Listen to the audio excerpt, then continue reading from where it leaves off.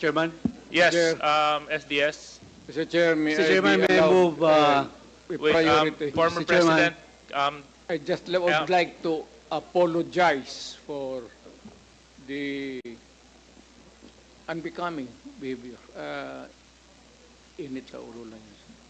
thank you very much for your apology. It is accepted, and I hope that the others beside you would also observe proper decorum. So, but thank you very much for your apology. SDS and Mr. Chairman, Gonzalez. may I move to strike off the word sampal on our record? There's a motion to strike off the word sampal in the records. Any second to that? Second, any objection? There being none, Comsec, you're duly instructed to please strike out that word. Thank you, Mr. Chairman. Secondly, hindi po basketball ito. Yung mga miro nang nag-aaway, yung mga players, kalmante lang po sana. Hindi na maulit yun. Salamat, Mr. Chairman. Mr. Chair. Mr. Chair. Thank you very much. Mr. Chair. Just a Congressman Adyong, I'll just give Attorney Degra a minute. I think he's been raising his hand. Yes, But before I recognize you, Attorney, can you kindly turn off the mic of the former President para lang hindi tayo nag-aagawan dito ng... Yes, you may proceed. Thank you, Mr. Chair. At the outset, I'm here among the resource persons because I was invited to be one of the resource persons, mainly, as mentioned earlier, as an item in the administrative matter to explain the circumstances of the two letters that we sent to the Quadcom on behalf of the President. So I am also not only a resource person here, but also acting as the legal counsel of the former President. That said, we have reviewed the agenda item for the 11th joint public hearing. And I hope we would be able to put things in context insofar as how the proceedings have gone through until now. And I noticed that insofar as what has been going on for the last 9 hours, this would only be limited to item 4, 5, and 6 in relation to the alleged extrajudicial killing in the Philippine campaign against illegal drugs during the previous administration. That said, Mr. Chair, we would like to be clarified because this is a legislative inquiry in aid of legislation. May we know what proposed legislation is being set on the table for the committee to consider and for the resource person to contribute their valuable inputs, if any, so that we can avoid incidents like what we just saw earlier, so that it will be meaningful, intelligent, accurate, and hopefully not accusatory in character. Yeah, so that it will be positive. Yes. And as I've said, meaningful discussion, so that we'll be able to come up with effective legislations, Your Honor. Thank you very much. Actually, with regards to your point, Attorney Degra, 2, or if not I'm mistaken, 3 bills have already been filed with regards to the Quadcom hearing. Isa po dyan, may kinalaman sa forfeiture of illegally acquired properties, 1. Number 2, may kinalaman po sa EJK. At saka yung pangatlo po, may kinalaman po sa heinous crime. So, these investigations being conducted by the Quadcom has actually brought about a lot of legislation already. Other than that, our members are also looking into amendments of existing laws so that we can strengthen the institutions and the agencies by which the government operate in. Other than that, mapapansin po natin just very recently, naglabas po ang administrasyong ng ating Pangulo ng EO para sa implementation ng total ban sa Pogo. So, with that being said, Attorney Degra, Congressman Adjong? Thank you, Mr. Chair. Just like to ask Senator De Lima, are you comfortable in your seat, Senator? Because earlier when there was a small incident commotion, I saw you froze for a bit. Are you comfortable in your seat? We can transfer you if you want. I'm not comfortable, but I can stay here. Okay.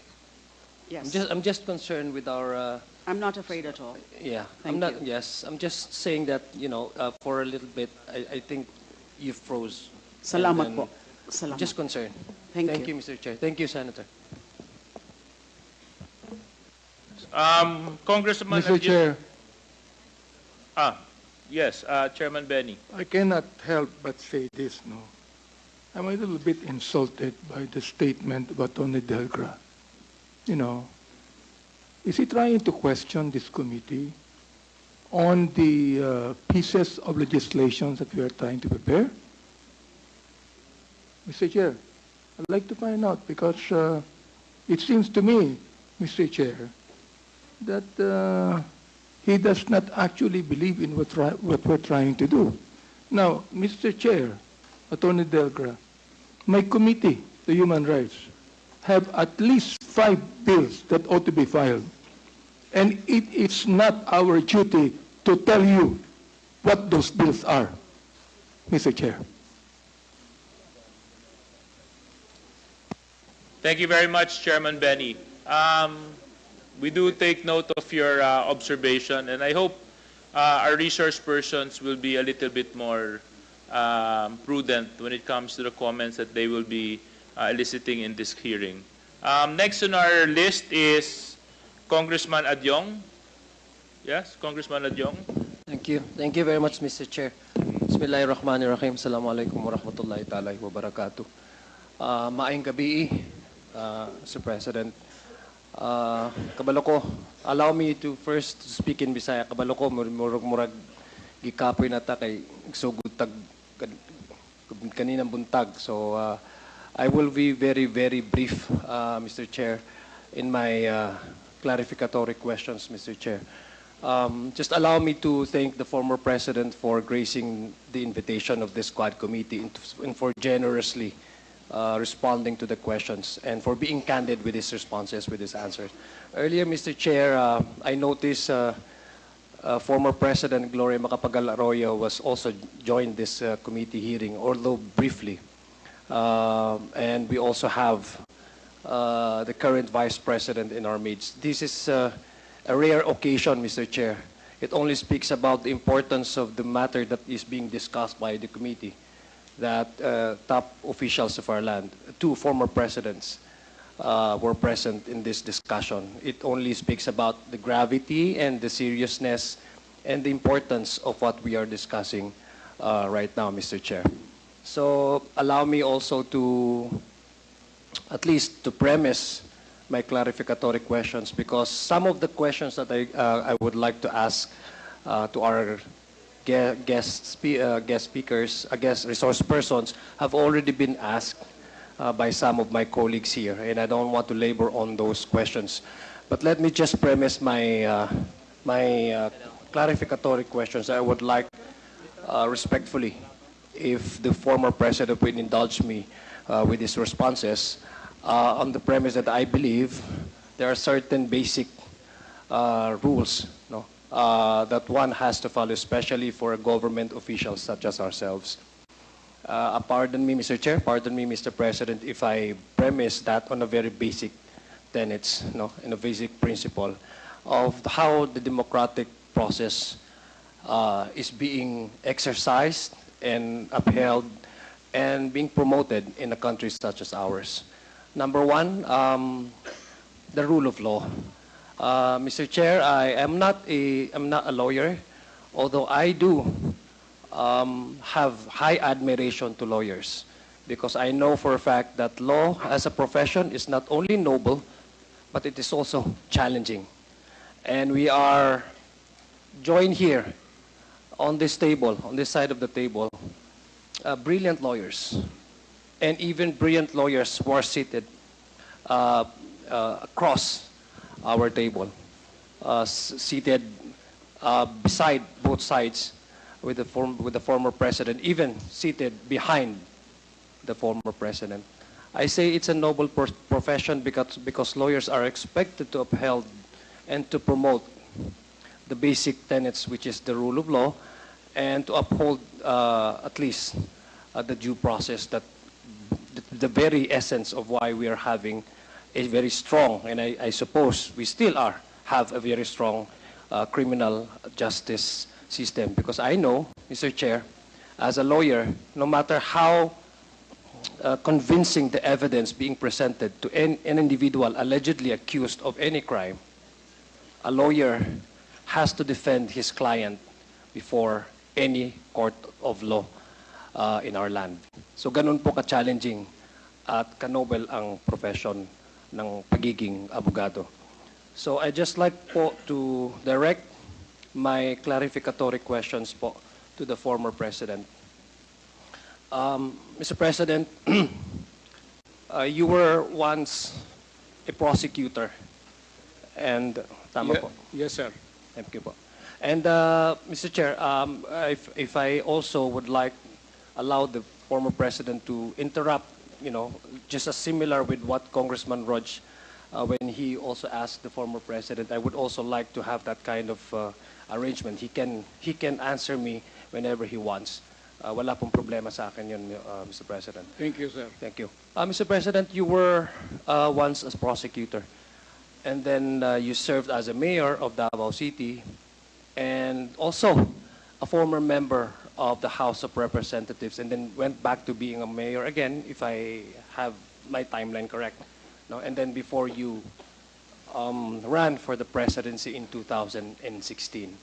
And I guess the reason why we invited you over to this committee hearing is also, apart from giving you your fair chance of responding to some of the allegations, Mr. Chairman, Mr. President, of some of those individuals who were, at some one way or the other, were part of the implementation of the war against drugs in your administration, namely Colonel Garma, Colonel Leonardo. These are the individuals who came out and then with affidavits that they have signed, alleged some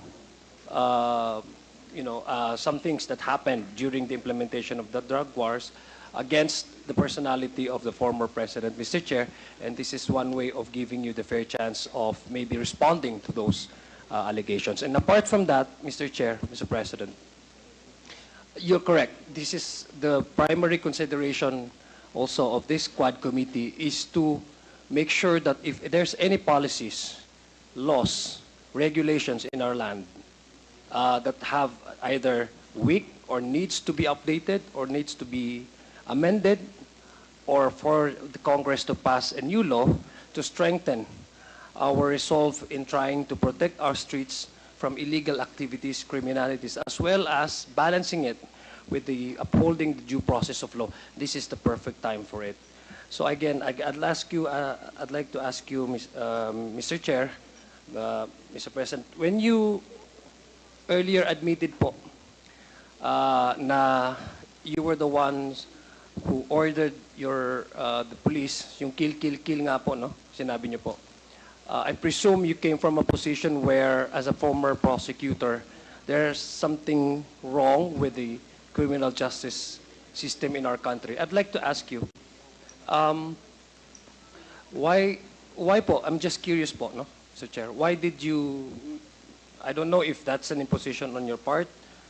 Why did you have to go to length of ordering some policemen? Was there any wrong in terms of how our criminal legal justice system is being observed, practiced in this country?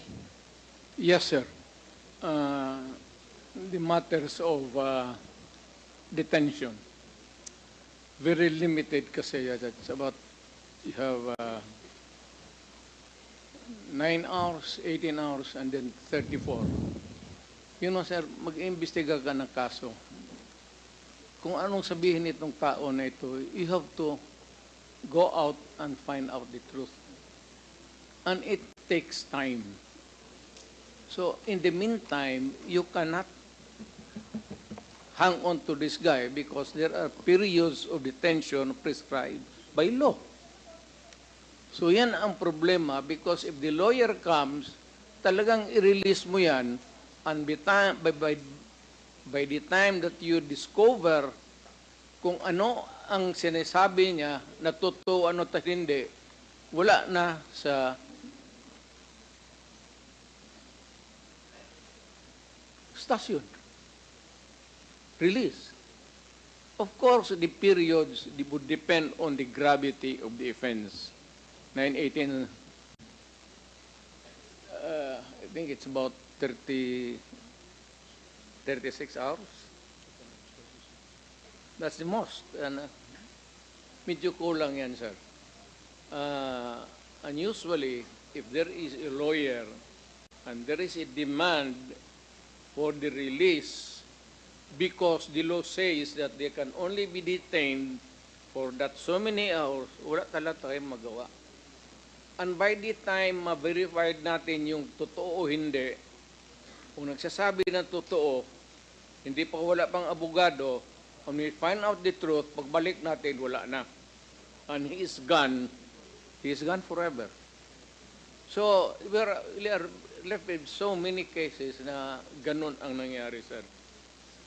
Or even sometimes na you have to detain a person and he makes a confession. By the time that you discover really the truth, based on his confession, wala na siya dyan. Pag-discover may only to find out there are serious issues or criminal offenses committed, wala na siya. Because that's the law. So, talagang nakatali ang ng pulis, sir, ang kamay. Because matagal na kasi ito, sir. This is a 1935 revised penal code.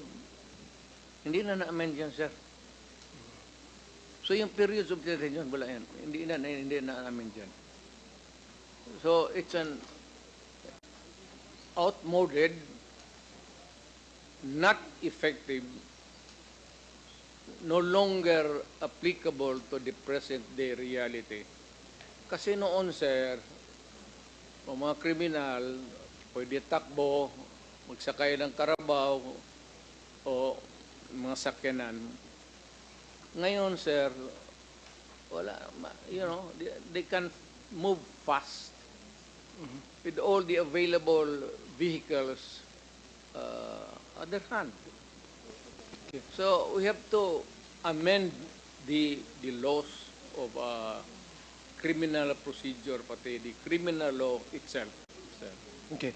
Thank you very much, Mr. Chair. Now, Mr. Chair, with the kind of indulgence Yeah, please. of Yes, Congressman Mr. Chair. Adjong, can I just, in relation to what he's trying to ask, I'd like to ask the former president, with due respect, Yes, sir. President.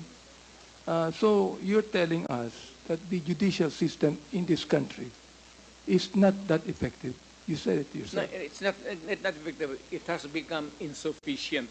Insufficient, but you also said that it's not actually effective. Because if you're saying that,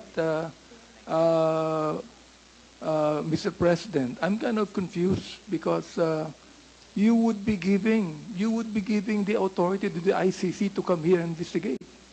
Because they were saying that the judicial system in this country is not effective. Yes. Mr. Chair. Therefore, I have to be frank. therefore you are giving the right Well, for the ICC to come and investigate. Are you doing that?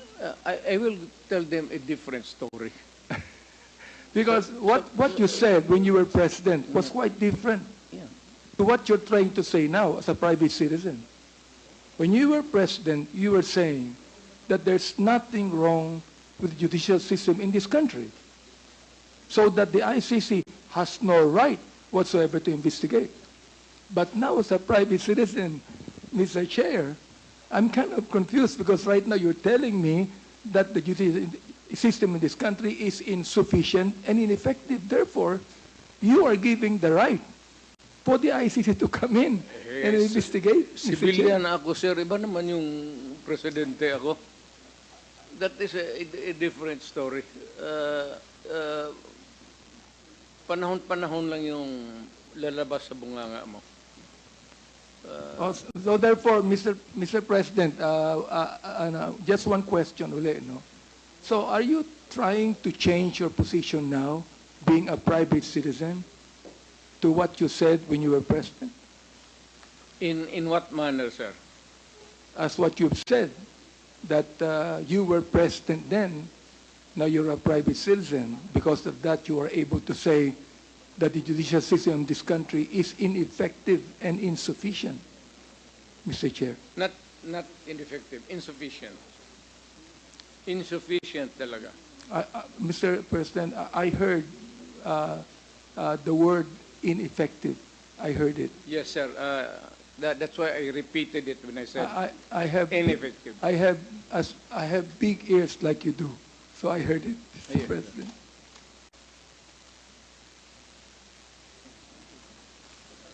Please proceed, Congressman Addiong. Thank you, Mr. Chairman. Thank you, Mr. President, for that response. I believe, as a non-lawyer, I'd like to be enlightened. There are certain issues on the prescription of law.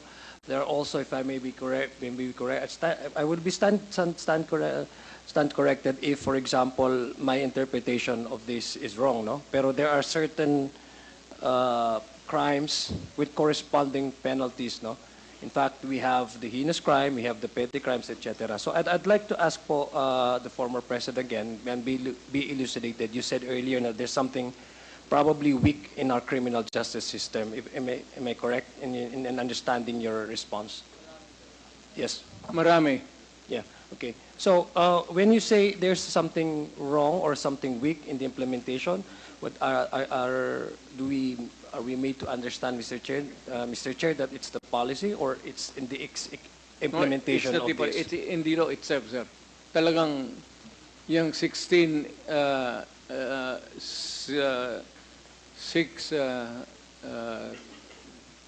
periods of detention, very insufficient, sir, at this time. Because yung revised penal code, sir, was, was made in 1935. Yung wala pa yung itong modern mga sakyanan. Now they can rob and as fast as they can in a jiffy and disappear. Yeah. Okay. Noon kasi, sir, yung mabagal. Wala Mr. Chair, masyadong sakyan. If I may humbly request the former president not to address this representation as sir, I'm not comfortable with that. Okay lang po sa akin na congressman, but just to... Oh, your honor na lang, sir. Thank you po. Please continue po, Mr. President, with your response. And you were saying about the outmodeled na po or outdated na po ang ating... Outmoded na talaga, sir. Even the periods of detention. Okay, thank you. We need to amend our criminal law and our procedure. Please continue po. Okay, thank you. Mr. Chair, I'd like also to ask the former president, no? Would you say that with the lack of, with the outmodeled na system na po ng criminal and legal justice system that we have, would you say that thank you. Just to catch up with the crimes, would it be okay to also engage in killing, supposedly or allegedly criminals in the streets? Yan ang problema. Yan ang problema. Because of the limitations imposed by law in detaining a person, pag pinapawalaan mo yan, alam mo, ang pulis, mas marunong yan sa kriminal.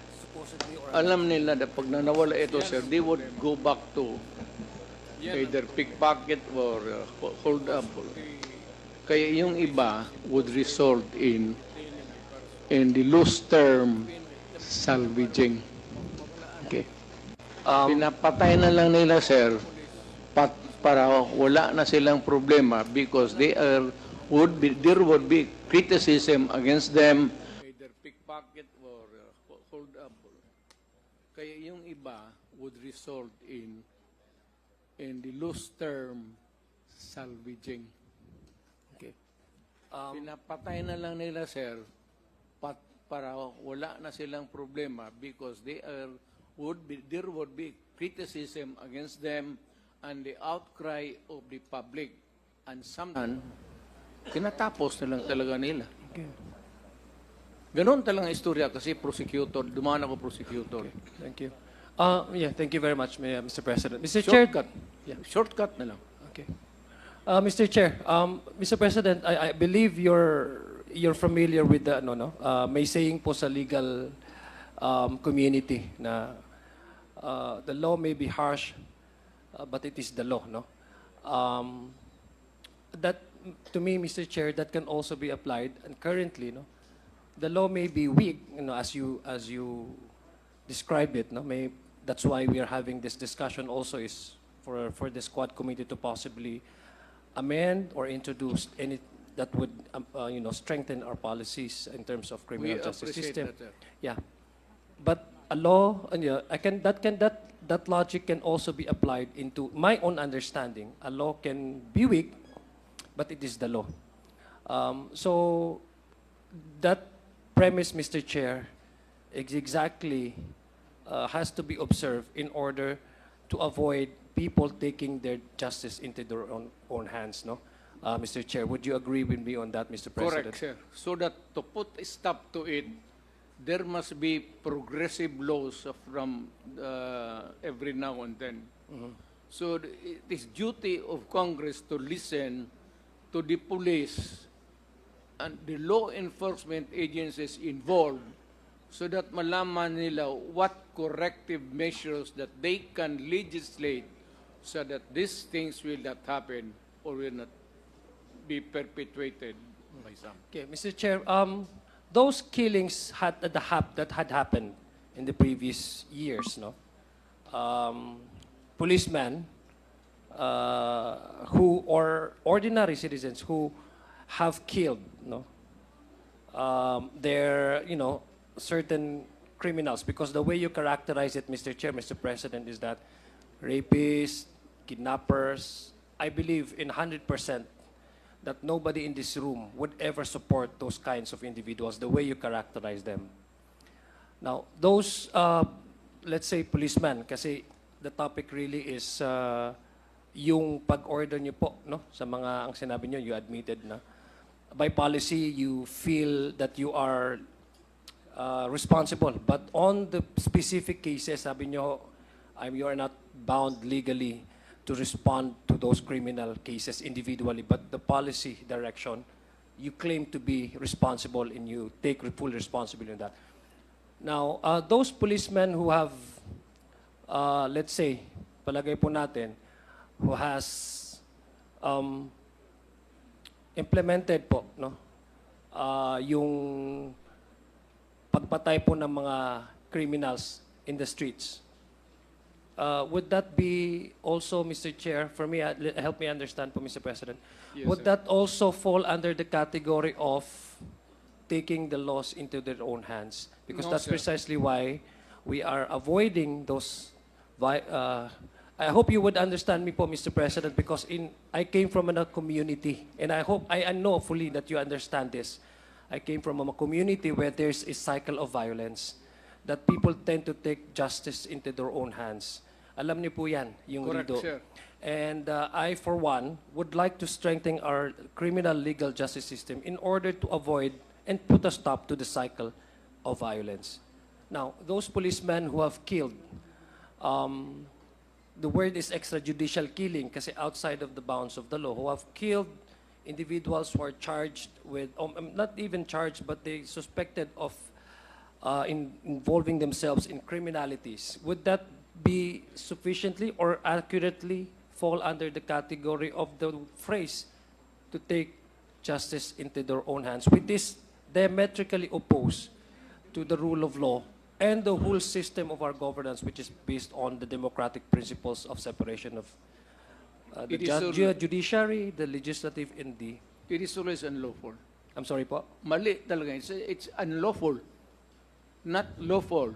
Outside of a judicial pronouncement that you are Pero wala na tayong death penalty ngayon. That's the problem. Yeah. Okay, so what you're saying po, it is unlawful to kill outside of the bounds of the law. Is that what the former president is saying to the committee? Kasi my question po is, my question po, Mr. President, Mr. Chairman, on the legal maxim that, you know, the law may be harsh or the law may be weak, no? Unfortunately, in the way you describe it in our current legal system, it's weak. But we have to observe that. No, anything that is done outside of the bounds of the law. Outside of the law Outside of law is illegal. it is unlawful. illegal, unlawful. So therefore, Mr. Chair, may I deduce from the way the former president responded to my question, but so that I can be elucidated, those killings were unlawful and illegal. Well, depends, sir. There has to be some a condition. Not all killings are legal, and not all killings are illegal. There are killings. No, pardon me, Mr. President. Just to put into context, those individuals were killed by the orders of by your orders po, no? Admittedly kanina, yung sinabi niyo po. Would you categorize that as something illegal or unlawful? That would be unlawful. Okay. Because kasi, sir, kung nasa custody na ng police, nakahandcuff na, nakatali na, what would be the point? Kasi ako, police, hindi trabaho ng lalaki yan. Totoo lang. Okay. I cannot, for the life of me. Pero kung may baril ka, papatulan talaga kita. That has been my as mayor. Papatulan talaga kita. And it had happened many times. Okay. I participated in the shootout early on when I was about just 3 months mayor. So, yeah. Mr. Chair, if I may be continued, Mr. President. So those who have killed under the AJK, no, sinasabi po, the implementation of the war on drugs, those who are, kasi there are also cases wherein yung namatay po ay hindi nanlaban, no? So are we saying now, Mr. President, Mr. Chairman, that those who have nanlaban cannot necessarily be considered illegal, but what about those na hindi ho nanlaban na bigla lang namatay? Can they also be considered as not illegal, Then, Mr. Chair? Those police officers, law enforcement agencies, whoever they are, kung pinatay nila unlawfully, not in self-defense, not in the performance of duty, kung civilian ka or police ka, in the performance of duty, which would include the elements of self-defense, talagang illegal yan. Okay. But Mr. Chair, no, let me continue on, Mr. Chair. No, let me also ask the former president, being a prosecutor himself. I think the bulk of the discussion that we're having right now is on the assigning of the term criminals, no? Because ako po, Mr. President, gumagamit din po ako ng hyperbole. And I'm sure karamihan po sa atin talaga ay it's just as figures of speech, no? Pag meron po tayong hindi magandang nakita, po pwedeng sabihin natin na you are so and so, no? Pag halimbawa mayroon akong kalaban or mayroon ako, pwede kong sabihin na ito si ano so and so, no? So those are just some mere accusations, no, allegations. Who do you think, or which agency of the government do you think has that mandate and again the mandate and the authority to assign the such and such person is criminal, and when can that, for example, I believe it's the court, no? And when can the court finally categorize you or call a certain individual allegedly of committing a crime criminal, Mr. Chair?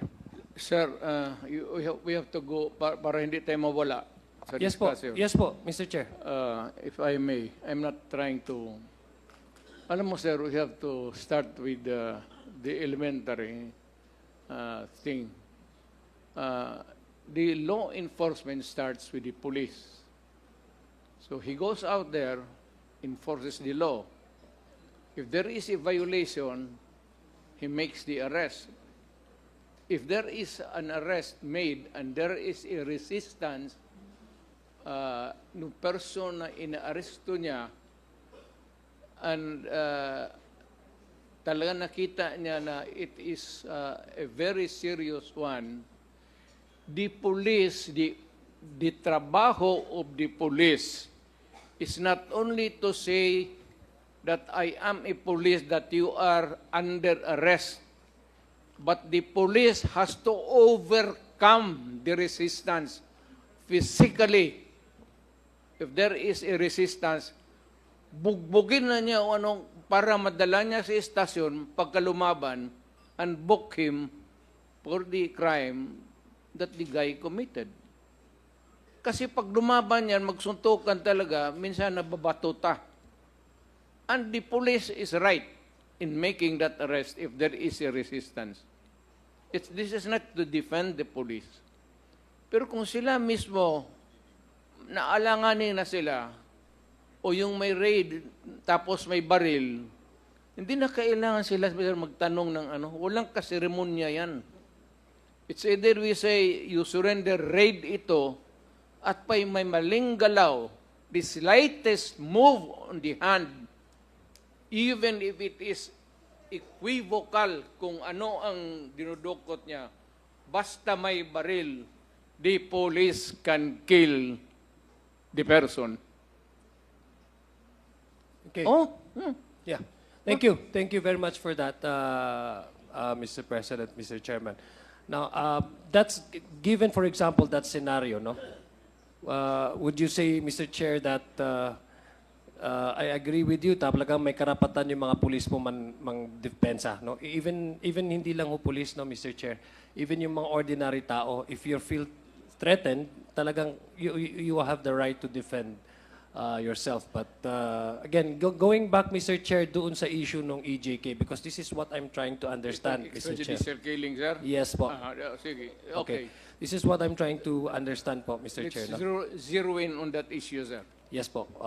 The reason why I'm asking you this, Mr. Chair, is, again, remember po, Mr. Chair, I premised my question on the very basic principle of the rule of law, due process, and etc. So the question is, of course, tayo po, it's easier for us to accuse, no? And it's only for the courts to really find out whether that person is really guilty of committing such crimes or not. Correct. Now, and earlier, tinanong ko po kayo, Mr. President, Mr. Chairman, kung ano po yung mga lapses ng criminal justice system natin, and you have mentioned several, no? Kaya nga po ang tanong ko, binabalikan ko po, kasi this is the contention of the discussion right now.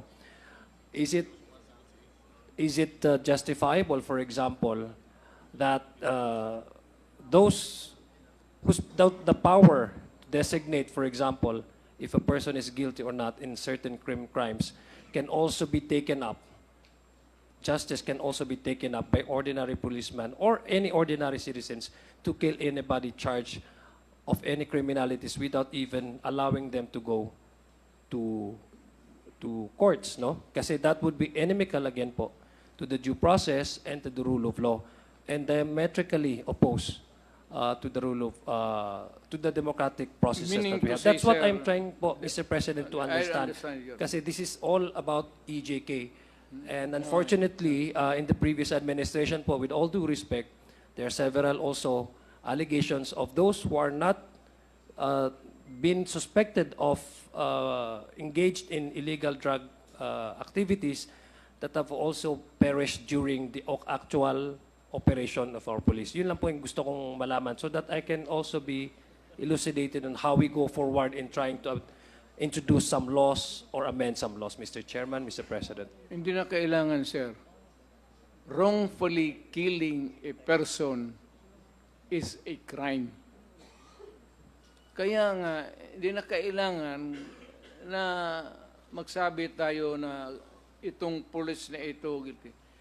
If pinatay niya yan, sir, not in the performance of a duty, not making an arrest, and there is no resistance at all, papatayin mo ang tao unarmed nakatali ang paa, pati nakatali ang kamay, that policeman belongs to the penitentiary.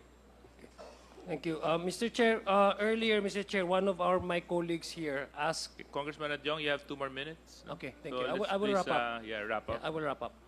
Mr. Chair, earlier, Mr. Chair, one of my colleagues here mentioned about in 2013, there was a study that came out po.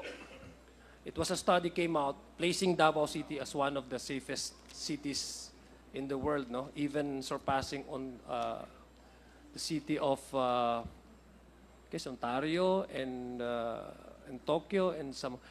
That was during your incumbency, Mr. Chairman, no, Mr. President, no? In 2013, you were still a mayor at that time. Yes, sir. Okay.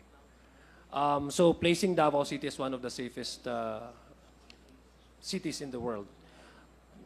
Do you attribute that, the study, the research that was conducted, do you attribute that to the number of arrests or the dispensation of justice for the operation of the courts, or do you attribute that to the EJ case, Mr. Chair, Mr. President? Killing cannot be a solution to all of these things that we have to deal with in life. Yung ako ang na-mayor, sir, alam nila, when I was a prosecutor, alam na nila, including the police. Alam na ng police. Takot ang police sa akin kasi wala akong patawad. Alam na ng taong Davao na pagka ikaw ay nagkasala, talagang walang akong patawad. Hindi ako nagpapabor ng pulis, sir. Pag nagkamali ang pulis, ako mismo. At ako mismo ang nagbubugbog sa pulis. Tanong ka ng, nandito man si, ako mismo ang bumibira ng pulis pagka inaano nila yung sibilyan na, what for every reason, layo na maglasing, magbugbog ng asawa. Pag pumunta yan sa City Hall, sir, talagang black and blue yan. Sipa, suntok. Thank you, Mr. Chair. So I take that as yung... Ganon ang disiplina, sir, sa pulis ko. Hindi ko pinagyayabang. Kasi may baril yung pulis eh. Kaya lang, alam nila may kasalanan sila. Kung mo basta-basta gawin yan sa basta na lang. Pero ganon ang practice ko. Pinubugbog ko talaga. Mr. Chair, I have here po the ito pong ranking ninyo, pang 12 po ang Davao the safest. Let me go back to the question po, Mr. President, Mr. Chairman. Ang gusto ko lang pong malaman is, of course, there are criteria, again, for... Yes, sir. There are criteria for Davao City to land 12 spot, no, among the safest. I wasn't really asking about how the former president and the former mayor dealt with the airing cops in his city. I was just asking about the study that was conducted. I'm sure hindi po you're very proud of, lahat naman to magiging proud po kasi safest city. I just like to ask po the former president, would he attribute this accomplishment to the killings of criminals, alleged criminals in the streets, no? Itong EJK, would he attribute that to the number of arrests or the fast dispensation of justice in the operation of the courts in Davao City? Walang criminal kasi, sir, kasi nag-warning ako. Pag sinabi ko, when I became mayor, I'll give you 48 hours to pack up and disappear. Yan ang warning ko.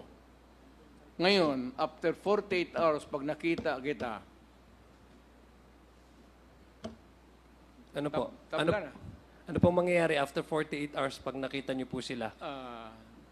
Yun ang hindi ko masagot, sir, sa iyo.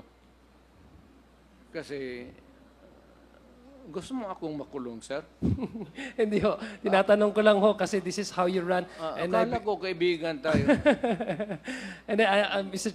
Chair, Mr. President, I know that you've taken your job as mayor seriously. That's why I'm asking how did you able to manage to keep, crimes at a very low level po in those times. Kasi I also link this with the case of extrajudicial killings, which you admittedly po kanina po na sinasabi, ordering the police Nangyari yan, speaking. sir. I just want to put in everything into context so that I can understand. Now, Mr. Chair, for my final question, I believe I'm wrap up. For my final questions, earlier, Mr. President, Mr. Chair, you also mentioned, you were asked also, bakit you resorted to ordering the police pag nanglaban, patayin, pag ano, kasi tapos ang response niyo po, I think it was Congresswoman Franz Castro who asked that question. And you responded to her na kasi medyo masikip na sa kulungan. Kaya para mas maluwag-luwag, patayin na lang yung iba, no? That's what I heard, Mr. President. So that I took that as the response of the President because that's what the response from the President. Now, I'm just curious po, Mr. President. For 6 years po, you were President, no? 17th and 16th, and I guess in 17th Congress, you were the President at that time. And there were several bills that were proposed by this Congress to reinstate the yung capital punishment, yung death penalty. First for heinous crimes and other illegal for illegal drug related crimes, no? And I believe the lead chairman of this committee, Congressman Ace Barbers, was one of the authors of those bills. I'm just curious, Mr. Chair, Mr. President, why didn't you put the weight of Malacanang to support that bill? Why haven't you certified that as an urgent bill? Wala pa ako sa Kung- Malacanang, sir. Ano po? Wala pa ako sa Malacanang. It was proposed po during your incumbency as president. That would have been a perfect opportunity for your administration to really fight criminalities, especially those who have been convicted of Yes, illegal drug crimes. So I'm just wondering po, Mr. Chair, that was the opportunity. Has there been any talks in Malacanang that such 7 bills that were introduced during the 16th or 17th Congress under your incumbency? In fact, I mentioned earlier, former President Gloria Macapagal-Arroyo was here. I vividly recall when the voting was ongoing, President Gloria Macapagal-Arroyo voted not to pass the reinstituting of the criminal offense of death penalty. So I'm just wondering po, Mr. Chair, Mr. President, that was televised po all over the country. Why didn't you put your weight, the Malacanang's weight, and maybe to Are you certify this as an urgent bill? Asking my honest opinion. Yes, Mr. Chair, Mr. You President. restore the death penalty. I'm sorry Mas po. mabuti po, ibalik ninyo ang death penalty. Yeah, yes, I agree with you po, Mr. Chair. In fact, in my own Sharia law, although it's not recognized by the Philippine judiciary, there's no criminal component on the PD 1083, but I do support, death penalty personally as a policy. Death penalty for certain crimes, heinous crimes, rape, etc. Heinous. I'm just heinous crimes. And I'm just curious po, Mr. Chair, and I want to understand from the perspective of the President, when he served as President for 6 years and 2 Congresses passed during his tenure as President, there were several bills introduced by the House of Representatives, one of which the authors is actually here, sitting there as a lead chairman. Why hasn't the President put the weight of Malacanang to push this further and make it as a law? Yes, sir. Ang problema, ang Congress hindi mo kontrolado eh. In a Congress, it's a conglomeration of some are libertarians, some are hardliners, some are mild-mannered. But on the average, sir, hindi mainit ang ulo. Hindi, well, exception, naging congressman ma rin ako. Pero iba ang ano ko sir because I've been trained as a prosecutor kasi for a long time. And besides, I was also teaching to augment my income kasi wala naman akong masyadong pera nung nag-asawa ako. Was teaching criminal law and criminal evidence. So malapit talaga ako dyan sa crime. But stricto ako dahil nga nagtuturo ako. Alam ng pulis yan. Pati yung pulis na yan, wala yan silang patawad. Okay, Mr. Chair, I'd like to end my time, Mr. Chair, with the manifestation, if I may be allowed, Mr. Chair. Very quickly. Thank you. Very quickly, Mr. Chair. I was listening to the responses of the former president, and there are some allegations that were made today, which I believe the former president challenged anybody or any group to bring that to the courts. And that challenge, Mr. Chair, I take it as a form of the president's believing in the rule of law. I've just believing in the rule of law and the operation of our courts. When there So, is two issues, sir, and we cannot understand each other, we go to court.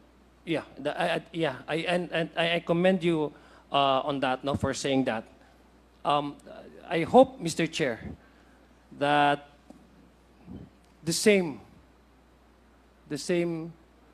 should have been also accorded and should have been also been extended to those who died in the streets. I believe the former president, by just encouraging anybody, any individual to go to court and file these cases, because I believe that's the proper venue for that. Sir, there are independent investigations, investigative bodies. It is not only the police. You can rely on the NBI, the Human Rights Commission, and others. You can tap anybody there to help in the enforcement of the law against itong sabi mong illegal killings of criminals, or what they would call yung sa ating parlance ngayon as salvaging. Yeah, thank you. Congressman Adjong, Again, yes? let me just put an end to my statement, Mr. Chair, if I may be allowed. Again, that encouragement from the former president to bring these cases to the courts, it's actually a manifestation that all of us here, even the former president, believes in the rule of law. And I hope, Mr. Chair, that out of the 33,000 or 2,000 or thousands who have died,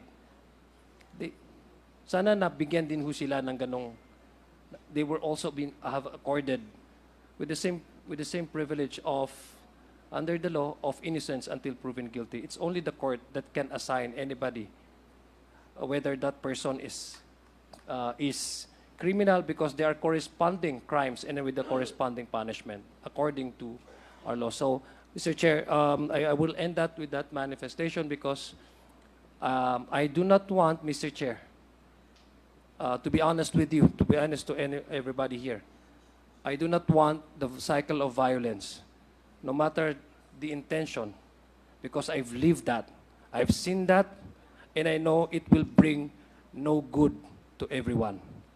I don't want EJK, I don't want the cycle of violence to happen. Mr. Chair, thank you very much, and maayong Thank you very gabi. much. Daghang salamat, Mr. President. Thank you Mr. very Chair. much, Congressman Adjong. Mr. Chair,